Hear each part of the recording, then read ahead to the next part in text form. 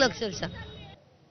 तर महापालिका निवडणुकीआधीची मुंबईमधली ठाकरे बंधूंची ही पहिली आणि शेवटची संयुक्त सभा होती. त्यामुळे या सगळ्या संदर्भात जमलेल्या कार्यकर्त्यांना, मुंबईकरांना नेमकं काय वाटतंय, कोणाचं भाषण आणि कोणाचे मुद्दे त्यांना आवडलेत, या सभेचा कितपत फायदा निकालावर होईल आणि मुंबईकरांची रोखठोक मतं आपण जाणून घेऊयात.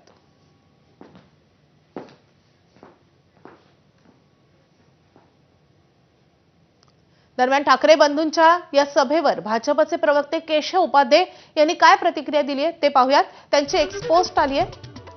मुंबईत 56 उड्डाणपूल, नितीन गडकरी. मुंबईला टोळी युद्धातून मुक्त केलं, गोपीनाथ मुंडे. मुंबईचा sea link, Nitin Gadkari. Atal Setu, Devendra Fadnavis. Coastal road, Devendra Fadnavis. मेट्रोचं जाळं, देवेंद्र फडणवीस. मराठी भाषेला अभिजात दर्जा, पंतप्रधान नरेंद्र मोदी. आणि दुसरी बाजू, कोरोनात सर्वाधिक मृत्यू, उद्धव ठाकरे. मेट्रो प्रकल्प अडवले, उद्धव ठाकरे. महापालिकेत भ्रष्टाचार, रस्ते, कचरा, खिचडी वाटप, मृतदेह बॅग्स. मुंबई आणि मराठी माणसाच्या विकासासाठी प्रत्यक्ष काम केलं ते भाजपाने.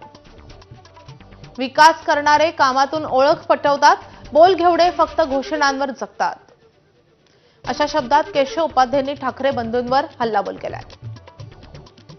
तर मुख्यमंत्र्यांच्या नाशिक दौऱ्यानंतर बंडखोर उमेदवारांवर भाजपनं पक्षातून हकालपट्टीची कारवाई